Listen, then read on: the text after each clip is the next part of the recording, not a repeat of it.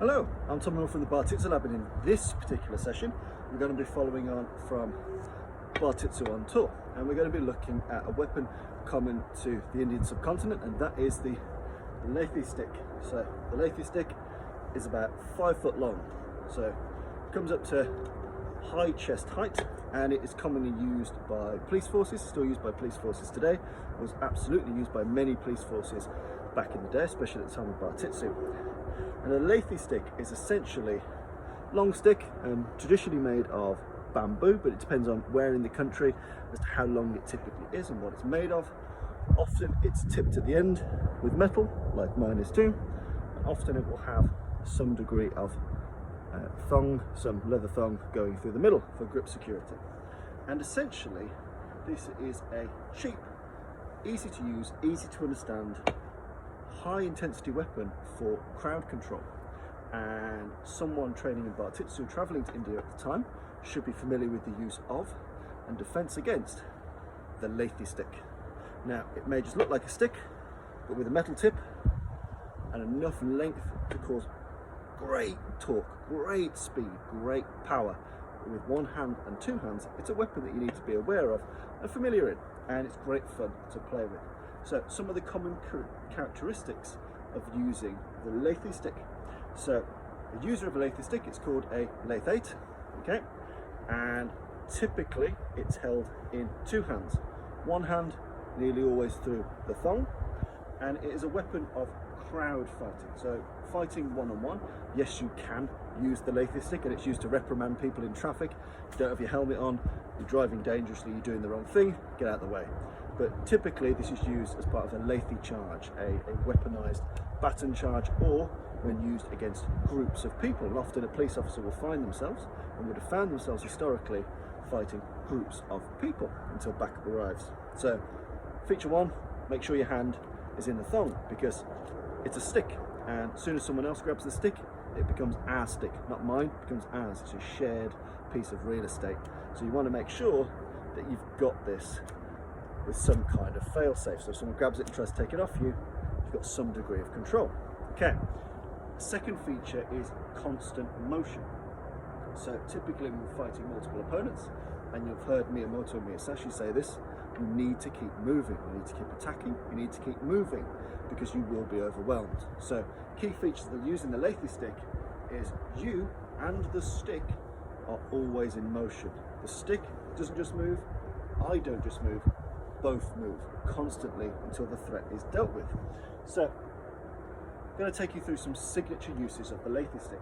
Now again, as a group fighting weapon, as a weapon to fight multiple opponents, you don't want the stick too far away from your body, because the stick will be grabbed and you'll get battered. So the stick does stay within the arc of the body. One of the first things we're going to look at is vertical strikes or diagonal strikes, and these stay close to the body, and they go as follows. From a high chamber, the weapon goes down and returns to the body, like so. And we keep the grip high, and we return, grip is high, and we return, grip is high. So we end up in a pattern where the stick is used somewhere between straight vertical and diagonal. The hands remain up, so I can defend myself, so I can block, so I can use the end of the Lathi stick if I need to. So here, my hands are always in a high defensive position, like so. And then we get used to the notion of being able to move with it at all times. Like so, like so, like so, like so. So we're always in constant motion. We're driving the stick, and we're keeping the stick close to the body. So we don't want it far away, in case people grab it, in case we're in crowded alleyways. We want to keep the stick as close to the body as humanly possible, and get into the practice of keeping the hands relatively high, and then get used to the notion of moving with it. Okay, so we start to move with the stick, we alternate the speed. Once we do that, we can also alternate the number of twirls. You see lots of twirling videos. A lot of modern Lathi is essentially villager fun. So it's who can twirl it, who can use bow-like patterns, but its use as a serious self-defense or policing weapon is quite simple. So from the high guard, vertical strikes come down like so. I am moving and the stick is moving at all times, and I can vary my patterns. So I can do twice on that side, twice on that side, one, one, one. So you see, 1, 2, 1, 2, and then we can move into 1, 1.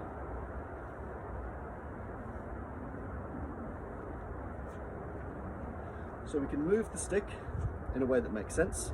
We can vary the speed of the stick at any one given time, but the important principle is that the arms stay close to the body, the hands stay relatively high, I move at all times,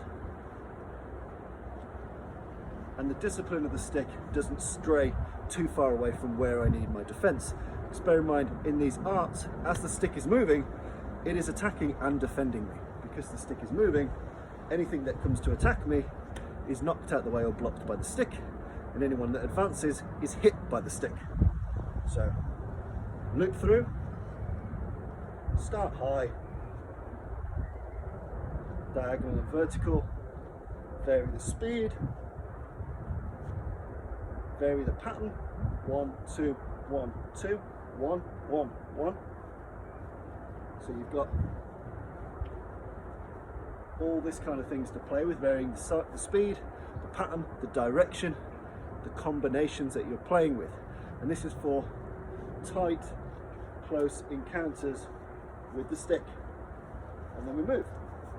And then we move like so. And we're using the Lathi to its best effect against crowds.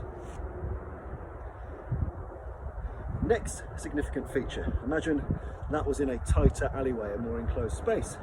Next feature, again with a high guard, is our horizontal strikes. And so you see these in bigger, wider, open spaces. You'll see them in arts like Gatka and other Indian arts, Shastabhajanya, but essentially using the Lathi in a rounding motion, like so. And again, we're clearing here. So we're clearing space, and we're creating an arc of attack and defense. Again, the hands are high. The hands are high because it's like a boxer's guard. I'm keeping myself nice and safe. My hand is through my loop, and I'm circling, but again, my body is always moving. My body is always moving with the stick. So again, we're arcing one way and the other way. Our footwork is moving, so we're doing what feels natural. We can keep going, and we can rapidly change direction, orientation and speed, but as long as the hands are high. And again, it's easy for us to go from these horizontal strikes straight into our diagonal verticals.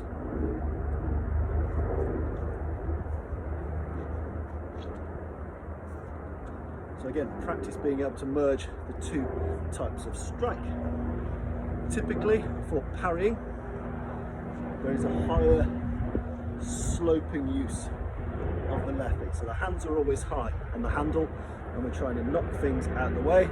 If you attack the leg, block the leg. If you attack the head, block the head. It's all on this sloping style block.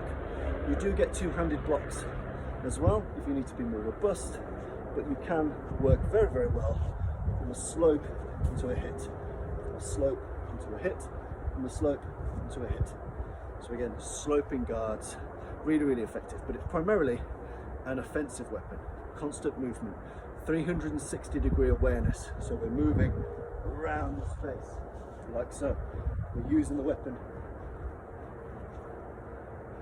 to essentially keep us safe from multiple attackers all around us. So the use of the Lathi is really quite good. We do have jabs and thrusts with the Lathi, so as soon as you go to a ported on guard, so traditional guard would be something like this. So the stick raised high, either side. Just from here, I can go here, or I can go down. So I can do big group attacks, or small, tight verticals. So handle high is a good solid guard. Sometimes I need to do a bayonet thrust guard. So again, I keep the loop around the wrist, I port it here, hand over the top or hand underneath, personal preference. For me, hand over the top, because I can strike you with this hand underneath. I can't attack you with the hand. Over the top, if you get too close and I fluff it, I can hit you with stuff. I can chop you, I can punch you, I can gouge you, I can grab you, because my hand is on top. We end up ported here, and we use our knees to drive, lunge and thrust. So we can do short, sharp jabs, or we can do long thrusts. So a jab is just the arm motion, and typically that's just driving this towards the eyes. But anything with a bit more meat on it, you lunge the lead leg, like so. So jab, lunge. But it's a very basic weapon. It's a weapon designed for quick and immediate group attack. I need to survive a group attack. I have a long weapon, longer than the average weapon. I have it secured with the thong. I keep myself and my weapon in constant movement, like so. I keep it tight when I need to keep it close. I expand. I'm thinking 360 degrees around me. It gets very close, I can use it as a jabbing and thrusting weapon, but there's lots of damage and carnage that can be caused by using a Lathi. So again, if we're taking Bartitsu on tour, we need to be familiar with using the Lathi. So how can we use a longer stick for personal self-defense and self-protection? And how do we keep ourselves safe or be aware of attacks from a Lathi? How can we be ready to defend ourselves against a rapidly moving, longer than average stick that comes with a lot of body movement and weapon movement? So those are some of the characteristics of the Lathi. I'm still playing with it, experimenting with it, giving it a go. But again, I'm just exploring the lengths and breadths of what Bartitsu is and what Bartitsu could have been.